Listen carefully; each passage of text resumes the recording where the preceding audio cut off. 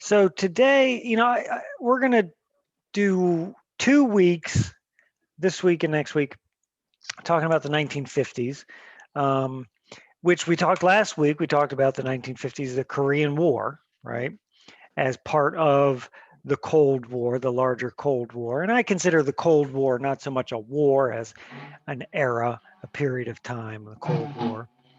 Um, but I enjoyed it a couple of weeks ago when we talked about the 1920s and how we looked a little bit about what life was like in the 1920s. So I thought we'd do that today in the 1950s as we see our modern world, come about. We talked the 1920s. We talked about what radio, movies, sports. We talked about some inventions, cars. There's one other thing. Cars was a big one, but flight, air travel. Um, those are definitely modern things. Today, next week, we're going to talk about suburbia. Okay, living in the suburbs. Um, Suburbia and the suburbs are two terms that mean the same thing. So what are the suburbs? When we talk about if you live in the suburbs, what does that mean? Well, you don't live as gathered together. Like Okay. people who live in the suburbs live a little more spaced out. They Hmm. have grass, bigger yards, whereas people in the cities is like the houses is all uh, next to each other, and people live in buildings and just Hmm. crammed up. Yeah. Okay. So we call that population density. Okay. So that's a good social studies term, population density. Let me see if I can come up with a population density map. Good morning. I'm sorry. Oh no, Ruby, you're okay. I just got home. I was stuck in the traffic. Oh no, you're okay. Okay, thank you. Um, let's see here. Oh, where's a good one? Yeah, I like that. Okay. So yeah, Rona, you were talking about population density. Um, people in this. So the terms here are suburbs, right? Suburban, suburban. Or if you live in a city, you live in an urban area. Now, suburbs is a noun. Suburbia is a noun. Um, the adjective, the description word is suburban. You live in a suburban area. In the city, you live in an urban area. Now, there's not a noun form of that, like the herbs. You don't live in the herbs. Um, but the word is urban, right? So if you live in the city, you live in urban. The opposite end of the spectrum, if you live out in the country, what's that called? That type of area is called not urban or Say suburban. that again. If you live out in the country, like out of Oh, the city, out of the suburbs, you live out in the in the country. bundak. In the bundak. Well, yeah, It's the that's a slang. Yeah, in the boondocks. Yeah, yeah.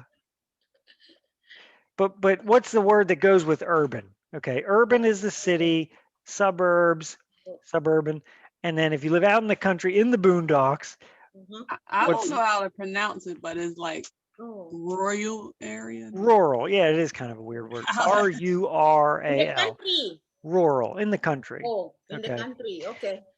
so when social scientists or historians, social studies people talk about this, they talk about urban, suburban, or rural, right? Much Okay. of Pennsylvania is rural, um, but we have our two big cities in Pennsylvania. Um, let me get a Pennsylvania map. Philadelphia. And Okay, so here's a good.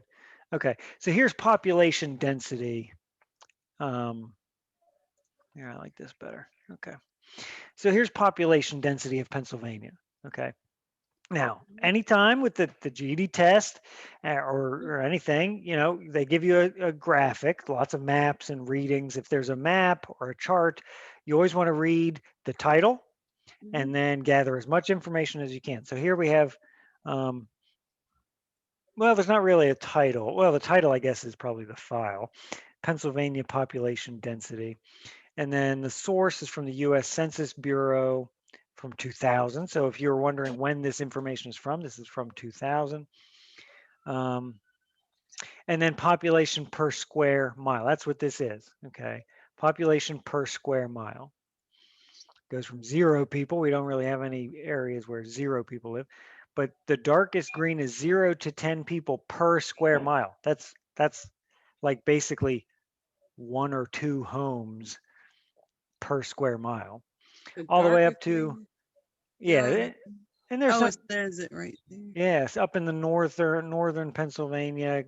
That's like the national forest, Allegheny National Forest, like a lot of big parks and forests, state forests up there. A lot of people go up north to hunt and stuff. And then all the way down through the yellow, 100, 250 people per square mile, you get into the reds. And then there is some dark red on this map, 5,000 people per square mile. That's in a city with big apartment buildings, lots of people. Okay. And you have that. There's pockets all around. Allegheny County has Pittsburgh, and then the Philadelphia area. And then you could probably, if you were really good, you could name these other cities. This is Altoona. This is State College. This is Wilkes-Barre, Reading, or no, Wilkes-Barre and Scranton. Down here you have Harrisburg and some of the other Lancaster, Reading area. Mhm. So they're not big cities. If we could zoom in on this map, that'd be neat.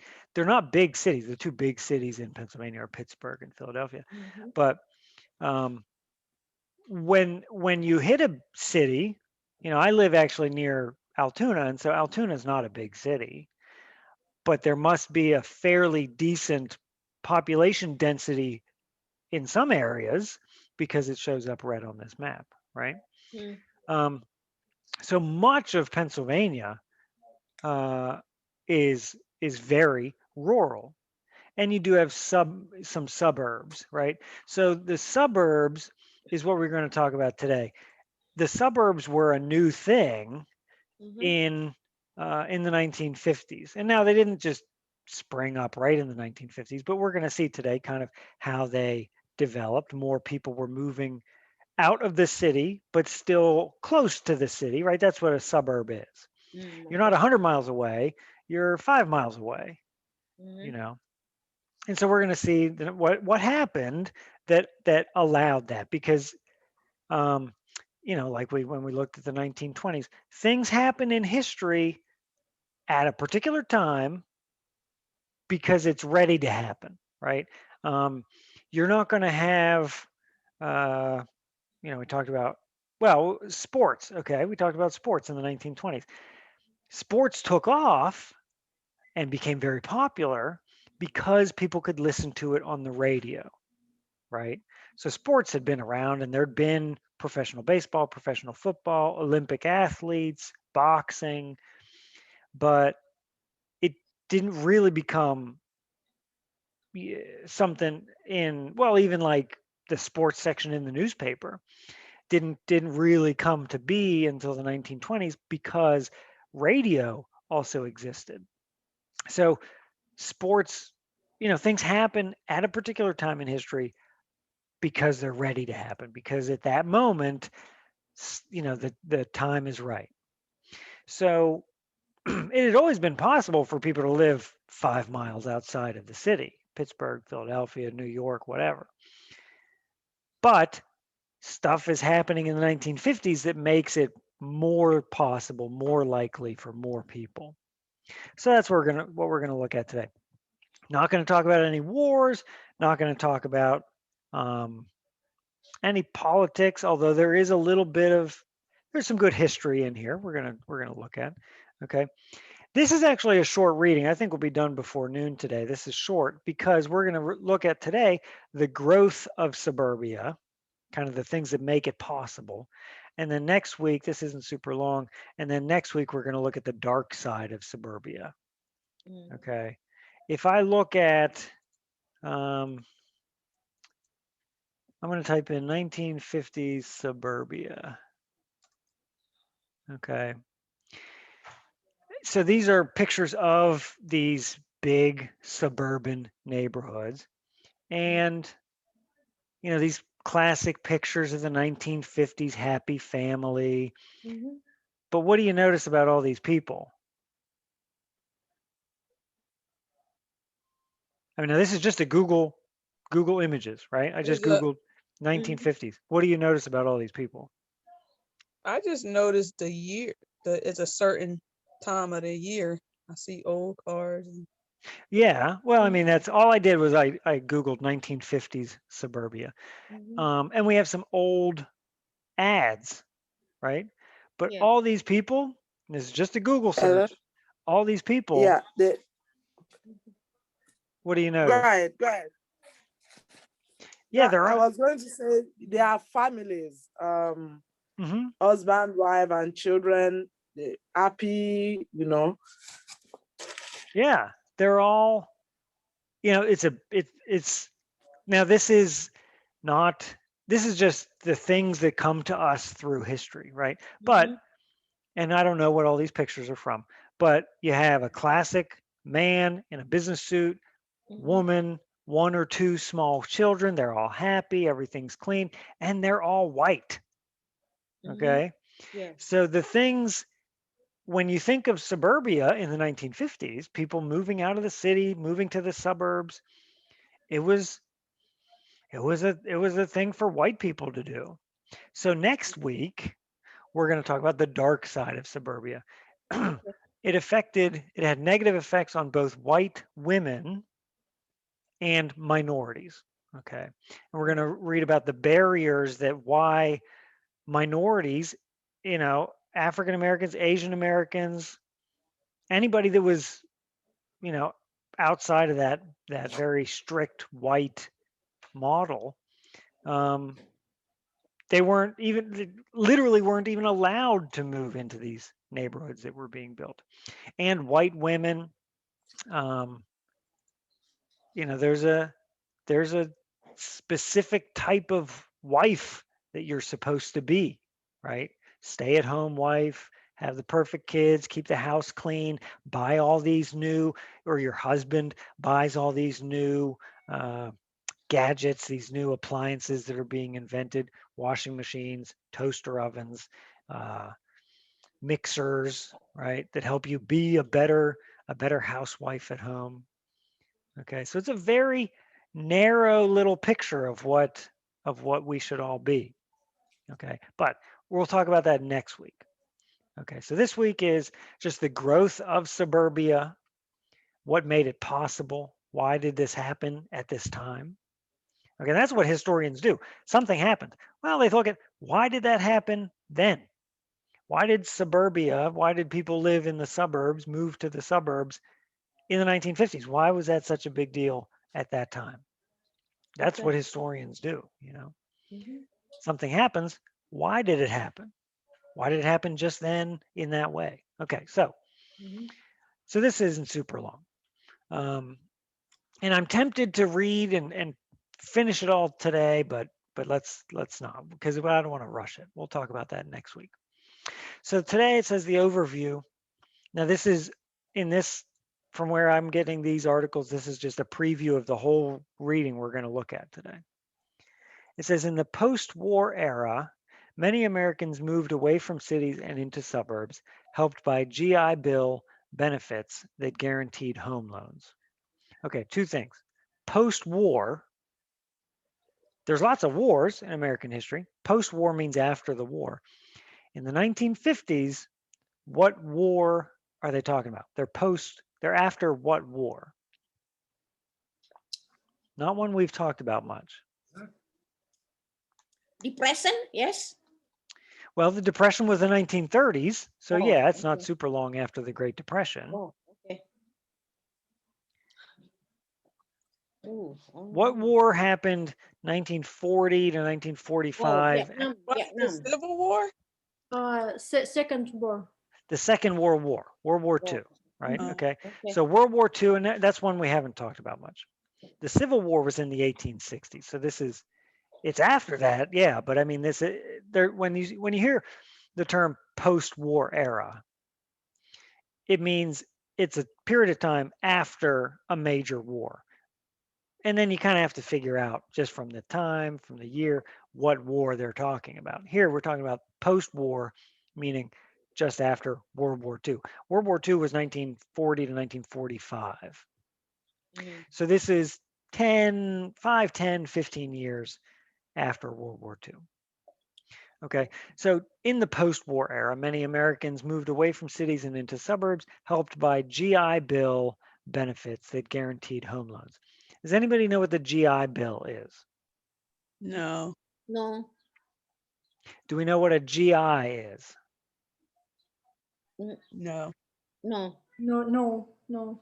Okay, when you're talking about the military in the Army, Uh-huh. a GI stands for General Enlistment. It's Okay. just a regular soldier, right? Okay. As opposed to an officer. You have your regular soldiers, your GIs, Mm-hmm. and they're just the regular guys in the Army. And then they are, you know, being led by the officers, generals, captains, whatever. So your regular soldier is called a GI, General Enlistment. If I go and I sign up for the Army today, most likely they're just going to make me a regular soldier and somebody else, I'm not in charge of anything. I'm just a regular Army soldier. I'm a GI, General Enlistment. I enlist in the Army and I'm just with everybody else, right? Are you somebody like that? Because you're a GI, you go in the battlefield. Yeah. Yeah. GI just means you're regular soldier as opposed to being an officer, right? Doing A yeah, leader. doing something different than Yeah. most. So a GI, the GI Bill, now I don't know a whole lot about this, but the GI Bill was a law that was passed, a bill that was passed by Congress, in Washington, D.C. after World War II, somewhere around this time, I don't know exactly when. They passed the GI Bill. Millions of these American soldiers come home from Europe and the Pacific and come home from World War II, and a lot of them are injured, right? Mm-hmm. Um, they missed college. They've been overseas for time. They have some skills that they gained in the Army or the Navy or whatever, um, but they're ready to start life, right? So the GI Bill was this major piece of legislation that Congress passed, this major law that that helped those GIs, those guys from the Army coming home. And it did a number of things. It paid for college education. If you wanted, my father-in-law was in the Navy, um, now not in World War II, but in Vietnam, and he came home from that when he was out of the Army, and he used the GI Bill still in effect, in the 70s, um, and he used the GI Bill to pay for him to go to college. Okay, so the GI Bill paid for education if you were a soldier coming home, got you an education. It helped with home loans, and we're going to look at that in a minute, exactly how it helped you get a house, buy a house. It helped you get on your feet and get into life. Okay. Because, these men and some women went and fought a war, so we ought to do them a favor, right? And today most people would agree we need to take care of our veterans who did the country a service, and then we got to take care of them. So the GI Bill, still today, I believe, is a big part of that. The GI Bill after World War II. So, okay. Any questions about that? Okay, so that's the GI Bill. We're going to look more. We'll get some more details about that. Okay. It says techniques of mass production, and we've previously talked about Henry Ford's assembly lines, right? Techniques of mass production made it possible to build homes faster and cheaper than ever before. Using an assembly line system, the construction firm Levitt and Sons built three giant Levittown suburbs in New York, New Jersey, and Pennsylvania. Mm. Anybody live near Philly and live near Levittown? I live in Philly. Yeah, I think, let's look up where those are.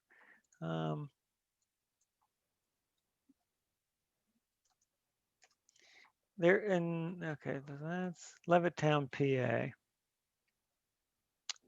It's a town that was built basically by, oh, it's north of Philadelphia. Okay. It was a town that was built all by this one builder. And so they just said, well, we're going to name it Levittown after the builder. Levitt and Sons was the company. And it says, due to low prices and veterans benefits, more Americans could afford to own homes than ever before. Okay, so that's what we're going to look at. Why were in the 1950s, we're going to see some statistics. Why were people moving out of the cities and into the suburbs? And why was that possible now in the 1950s more than ever before? Okay. Elena, could you read paragraph 1 for us? And it goes down onto the second page there. Okay. The American Dream, 2.5 kids, a dog and house with a white picket fence. It's one of the most iconic and enduring images in American culture. The object of both praise as evidence of a high standard of living and ridicule Ridicule. That's when you make fun of something or don't like it. Ridicule. ridicule as evidence of conformity and materialisms. The cookie cutter homes that sprang up outside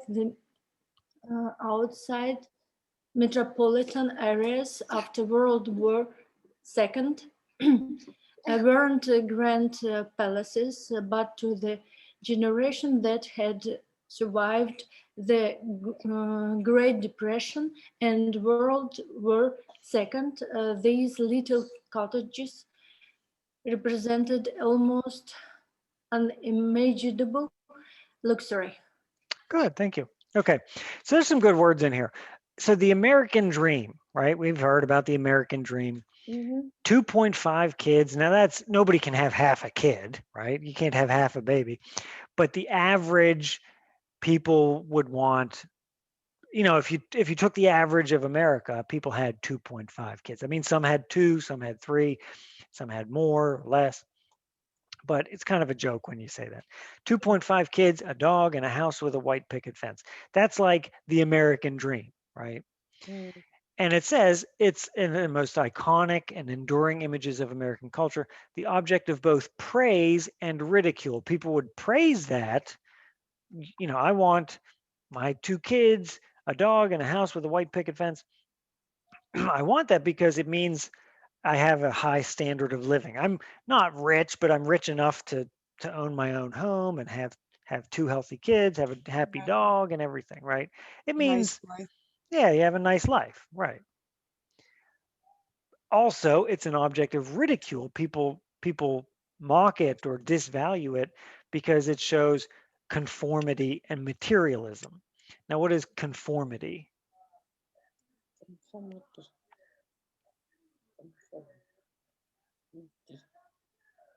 What do we think? If I conform to my company's rules, that means I follow the rules, right? I fit into that what I'm told, right? So conformity means like you're just like everybody else. Okay.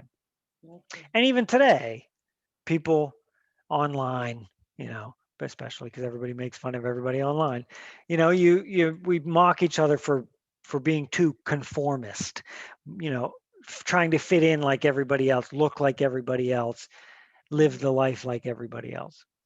And materialism, what is materialism? If somebody says you're too materialistic, what does that mean? They want to have a lot of things. Right. Yeah. Okay. So materialism means if you don't like this suburban 1950s way of life because it's too materialistic. It means I think you value things too much. The home and the washing machine and even your happy little dog and your white picket fence. Mm. And that's, that's true too. But, so this paragraph is saying that picture of the American dream. There's good sides and bad sides to it. The houses weren't grand palaces. They weren't big and fancy, but they were something. And to the people who had just come out, somebody said the Great Depression. We're just 10 years or more after the Great Depression. If you lived through the Great Depression and World War II, these little houses that they're building are going to look pretty nice, right? It's clean and it's yours. So that's a pretty big deal. It says during the late 1940s and 50s, the American landscape changed drastically. Since the late 1800s, Americans, as well as immigrants, had flocked to American cities in search of factory work. In the post-war era, however, that trend was reversed. Thanks to low housing costs and GI Bill benefits, even working class Americans could afford to own homes in the suburbs. Okay, so low housing costs and houses were just getting cheaper to build and to buy. And the GI benefits are helping, the GI benefit isn't going to pay for you to buy a house, but it kind of changed. Let me see, it talks about down payments. Yeah, we'll talk about down payments in a little bit here. So the GI Bill makes it, and we'll talk about how the GI Bill makes it easier to buy a house. Doesn't make it cheaper. They're not buying you a house, but it takes down some barriers that kept people from buying a house. Jendai, could you read paragraph 3?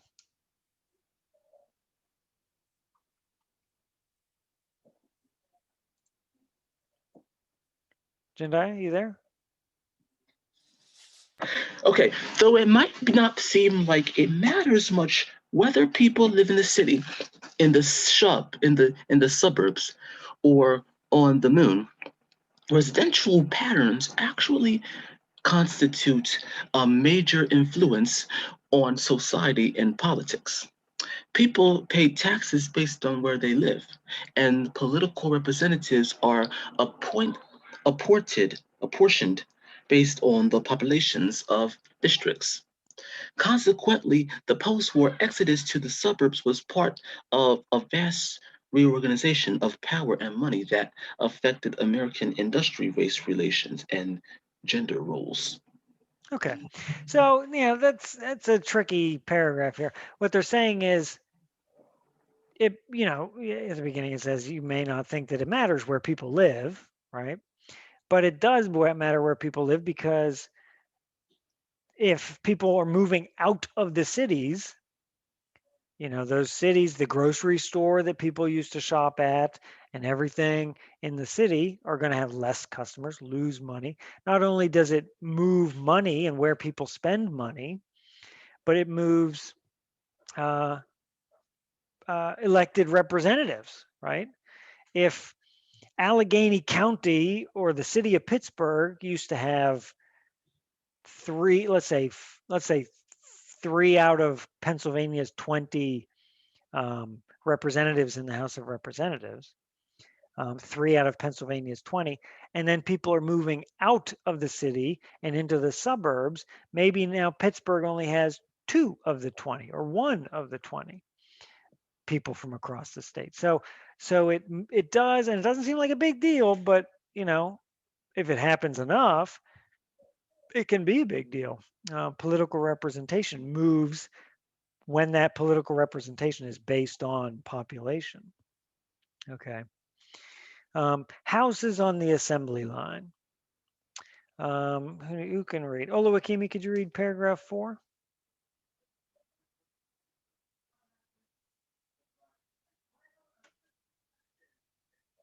Olawakimi, you there? Yeah. Oh, I'm here. okay. Sorry. That's okay. Yeah. Houses on the assembly line. World War II had gobbled up all of America's production for 4 years.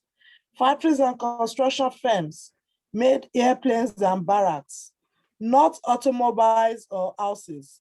When the war was over and millions of soldiers returned to the United States, got married, and started the baby boom, there was practically no housing available for them.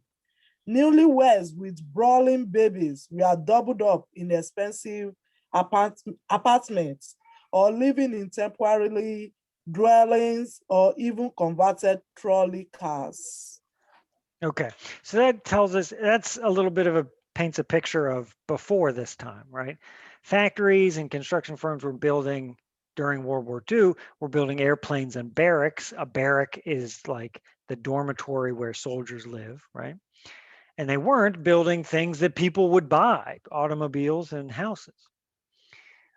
So as people come home, millions of soldiers come home, they get married, started the baby boom, right? Some of us, older Americans or our parents or even grandparents, are baby boomers, right? Have you heard that term, baby boomers? Okay. Yeah. The baby boomers are a group of people, group of Americans who were born in the time, really, they say like the 10 or 15 years after World War II. The men, let's say all men, although there's plenty of women served in World War II, but the men come home from World War II and start having babies. They're mostly young and they get married. And there's a let's see if we can find a little statistic here. Um, baby boom graph.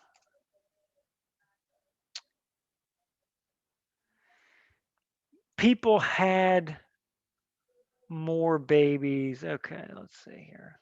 Okay, so this is from Wikipedia. Let's say, okay, so this is, well, let's click on it.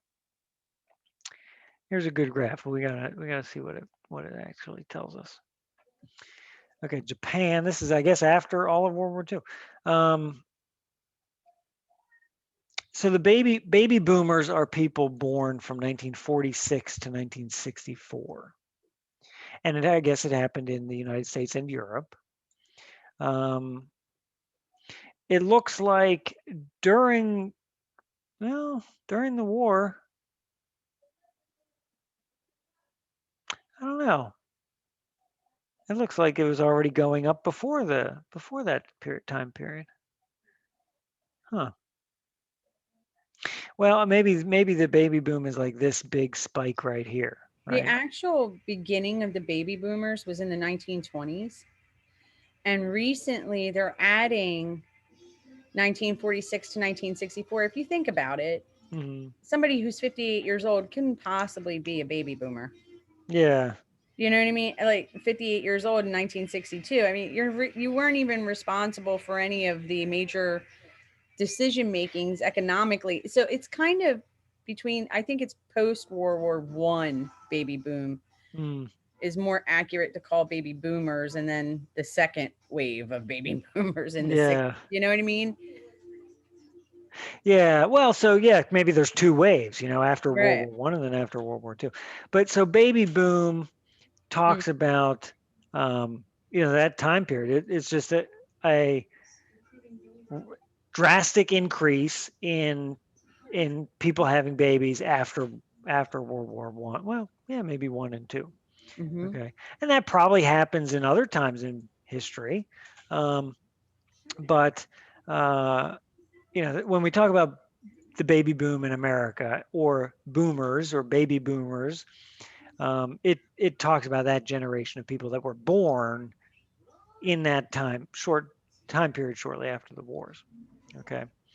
Um, So people were, it says newlyweds with bawling babies or doubled up in expensive apartments or living in temporary dwellings or even converted trolley cars. And this is also, you know, in the 1930s, 29 to 39, we're talking the Great Depression. So people were living where they could. Maybe they lost their homes, they lost their jobs. Okay. Then it says, but the same industrial might that had propelled the Allies, us and our allies, the Allies to victory in World War II, now turned its talents to housing veterans. One of the nation's leading construction firms, Levitt and Sons, embarked on a plan to mass produce homes on the outskirts of New York City. Purchasing 4,000 acres of potato fields in Long Island, Levitt and Sons paid the plans or laid the plans for the largest private housing project in American history, which they named Levittown. And here's just a little portion of Levittown. Let's see if we can find a map of that. That was New York, Long Island, right? Levittown, New York. Let's look on a map and see if we can see this. Yeah, you can see even just the streets, right? All these little neighborhoods. This is very suburban. Mhm. Okay. Um, just all these neighborhoods, and this is the kind of thing they would buy. They would buy land and then just drop a few schools here and there. They'd plan out a town and drop a few schools, maybe a hospital, maybe a main street strip, plan for some churches here and there, and then just build these neighborhoods, just hundreds of these small but affordable homes. Okay, and so just like this picture, so Levittown in Long Island in New York, on the outskirts of New York City. So this is a builder just making a decision. I can make a lot of money if I make these homes, make them cheap, make them easy enough to buy for average middle class people to buy outside of New York City, so people can travel in. People like to go to the city, work in the city, and I presume they made a lot of money doing that. Monique, could you read paragraph 6?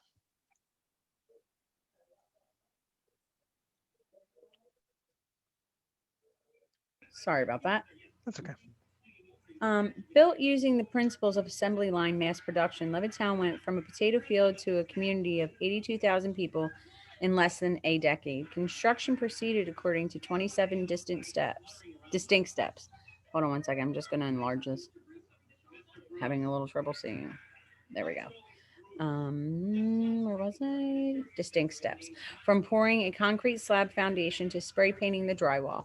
Trees were planted every 28 feet. Every house in the division had exactly the same floor plan. Residents reported that at night they would sometimes walk into the wrong house by accident. With all of these cost saving measures, the earliest Levittown houses were only $7,000 or $29 per month for a mortgage, compared to the going rate of $90 per month for an apartment that was in the city. Okay, so just like we saw in the 1920s, we saw Henry Ford and the Ford Company could make Model Ts, the Model T car. They could make them cheap and fast because of the assembly line, right? The car comes down and I do one thing to it and then it moves on. And then the next car comes down and I do one thing to it and it moves on. Nobody's building a whole car start to finish. These homes were the same way. It says, be interested to know what the 27 distinct steps are. But they said, okay, here's how you build a house. And they're all the same. So if I'm a plumber, I go in and I hook up the kitchen sink, the bathroom sink, the toilets, and the tub, right? And every Um, house I walk into is the same. what are So I we? don't. Oh, go ahead. What? I'm Yeah. sorry. What are we talking about again? Just the Levittown in how these people, the builder would build these neighborhoods, how they're all the same. Is that the subject that we're talking about? Well, the subject is suburbia in the And what 1950s. and when 1950s? When did this happen? Yeah, in the 1950s. This is suburbia. Hmm. The beginning of suburbia. Yeah, well, I mean, like people had always lived just outside the city, but this is a moment where you have this builder, Levitt and Sons, building thousands of these houses. Um, my doorbell just rang. I don't know who that is. Um, but uh, it was and they were cheap, right? Because they're all the same. It's very easy to build all these houses that are identical. It's easy, it's quick, it's cheap, um, and so people could afford it, right? They're We see only what the what's that? can we see what the houses look like? Yeah, let me see. And it says they're they're all the same. Let me see. Uh, let's say house plan. Google is amazing.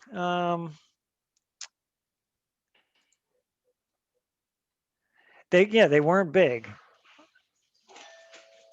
You know what? I'm sorry. I got to step away. I have Oh, no somebody problem. at my door here. I'll be right back. Let me see how I can.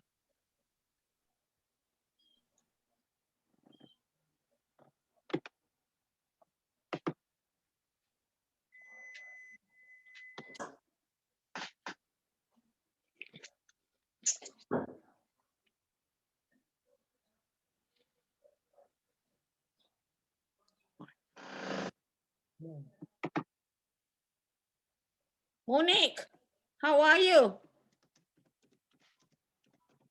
Hey, Ruby, Ruby. All right. I think it was just somebody selling something. So God bless them, but I'm not. I'm not busy right buying. now. Yeah. So yeah, they weren't big houses. Let's look at this. This is what you call a Cape Cod style house. Um, Mm. Main floor, and then the upstairs tends to be a little bit small. Um, They have some really nice pictures of like families standing out front of their homes. I had put in Leventon Homes, first homes built, and you'll see hmm, like they're so tiny. They're so yeah. tiny, but they're cute. But I mean, they're like little cottages. Yeah, and if your alternative is, living in a small house that's totally yours and you can do what you want and you don't have, you're not sharing walls with neighbors. If your alternative is that or live in a Almost. fifth floor apartment in New York City, you know, where probably elevators weren't a huge thing in the 1950s. Um, Right. people love that this possibility here. Look, They're not. they have a blueprint for one. That's Mhm. so funny. Look at that. You know, it's so tiny too. Like, Yeah, it's basic, right? But people but were it's ready works. to people ready to buy it, Look at that. for $11,000. What don't you wish that was still the Yeah, market? Like, yeah, if I ever get a chance to go back in time, I know I'm buying a few properties. Holy crap. I'm serious. Oh, yeah. that'd be great. Yeah, that's the picture I was talking about. Like, it's Mhm. cute. It's a cute little family house. So it It's a was nice house. so Mm-hmm. it was cheap to build because they were all the same. Mm. The reading said people would accidentally walk into the wrong house because That's so stinking funny. You would have to they're all the plant same. certain bushes to remember that's your home. Yeah. Yeah. Like, Yeah. no, I have the iris. You have the azaleas. Yeah. Something different. Yeah. And cars look the same too. Like everybody, affordable Mhm. families bought affordable cars. And yeah, there might be like three colors on the lot. So depending, like maybe Bob and Sarah both had the brown Cadillac or Ford, Right. and they look like their houses look the same, cars look the same. Yeah, and I mean, people like that. And there is, I think next week's reading talks a little bit about how that's a very democratic way to do it, right? Nobody actually it's almost communism, really. Yeah, it's You can very, think of oh it yeah. almost communism. Everybody's equal, everybody has the same stuff, nobody's better than anybody else. Um, and if you're middle class and you're happy just being middle class and having nice things and living comfortably and you It know, still didn't, you would think it would yeah, work. But yeah, even when we show in our history where we tried to uniform everything and make everything like equal, it still didn't work. yeah, yeah, That's yeah, the sad. because for every person that likes to be all equal, there's plenty of other people who want to be the best. Yeah, Yeah. exactly. I think it don't work because the people in charge, the people up top, won't allow everybody to have Hmm. equally amount. Yeah, because there's no profit in for them. Yeah. Well, yeah, Yeah. totally. Yeah. I mean, if we all have the same TVs and we all have everything that's very similar, I mean, okay, granted, we have our own personal taste. One, people are going to get tired of that. Let's think Hmm. about it. It's our nature to question and be rebellious. It is absolute human nature, and we fight it every day. And I'm Hmm. saying. so eventually we would become resentful. Not everyone, but you would have handfuls and pockets all over the place that would become resentful and want to break out of that normal, like the next Hmm. generation that have been brought up into it, right? They're going to be like, but I don't understand. I want the more, but there isn't any more, but they would create it. They would honestly create more because that's our nature. We're always asking and evolving. It's just, Hmm. it is human nature.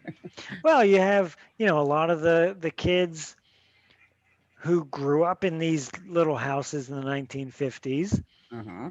are then the kids of the 60s and 70s, the hippies and rebellious and the drugs and the sex and rock and roll. Yeah. Um, those are the children in these pictures. Most So certainly, yeah, they are. maybe And then maybe there's that's it. my parents who are their children's children. Hmm. Then there's us, and here I know that I said it. I know my mother said it. I'm not going to raise my kids like my parents raised me. Right, right. Right? There's always that subtle difference. And then when you get to their age that they were raising you, you realize, oh my God, I am my parents. Hmm.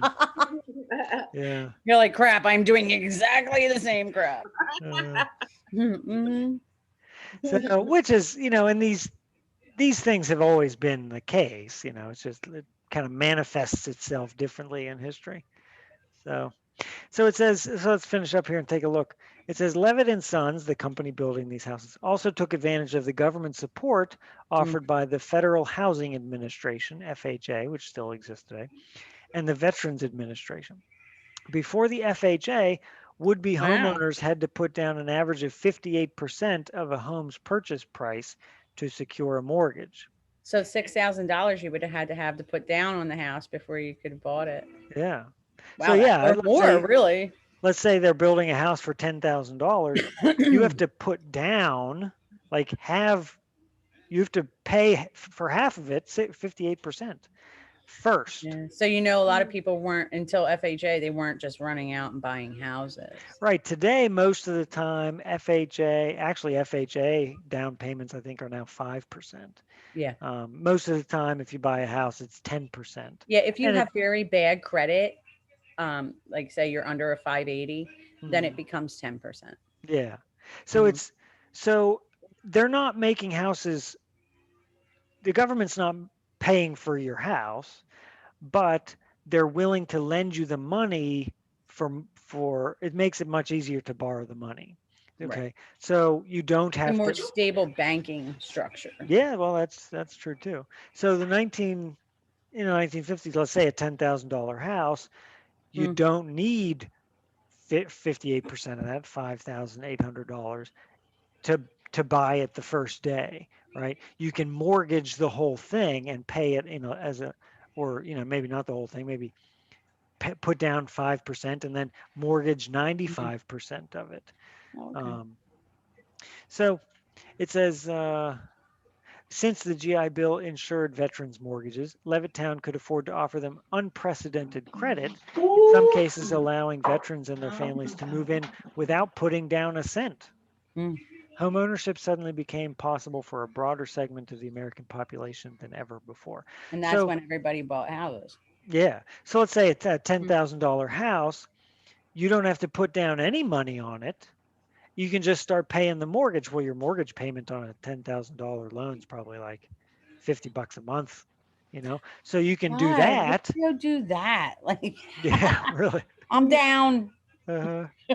So people can afford that, Mm. but they didn't have a big chunk of money to buy a house Right. like you would have had to do previously. So because of these things, things happen at certain times because they're ready to happen at that time. because of changes in banking, the GI Bill, the Levitt and Sons builds these homes more cheaply, and maybe culturally, people want to move out of the cities. Maybe cities are viewed as dirty or whatnot. Um, you know, Hmm. it happens for a reason. It happens You in the know what I find 1950s for a interesting, reason. Matt? Hmm. That these houses are specifically very tiny houses. Let's be realistic, right? Yeah, yeah. 2 little bedrooms, your living room, your big bedroom and a bathroom, right? And your small little kitchen, because that's what the blueprint's saying. Hmm. Here, we've gotten so grotesque in home building that now, I mean, how many years later are we talking about? This was in the 1950s, right? Hmm.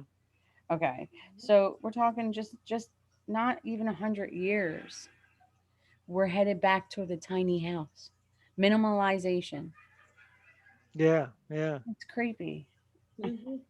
Yeah, things, trends change. I think people are having less kids than they used to, and yet for a long time, even today, there's houses are getting bigger and bigger. There is a style of people who are getting the smaller houses, realizing I don't need to own a million things. I don't need all that many square feet of house. Um, Right. but yeah, that's It's interesting though, yeah, just to see it that way. those historical trends to, Hmm. you could chart, you could graph all of this and make it, That's fun. study it. Um, so that's the end of that reading. Okay.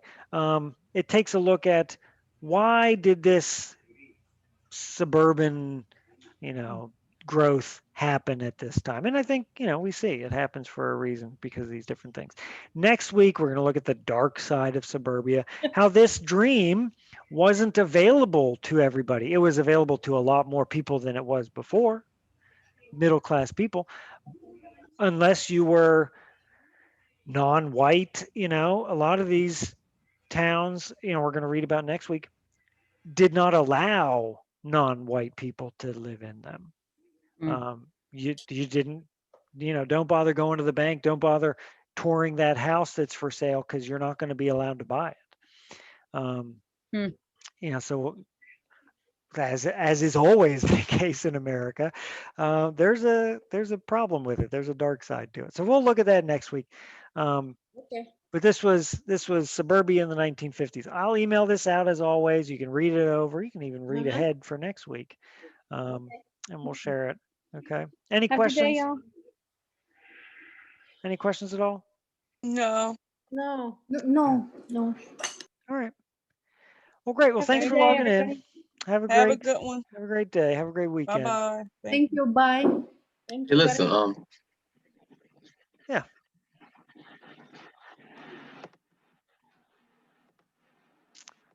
can I say something? Yeah. Sure. Uh, now I want you to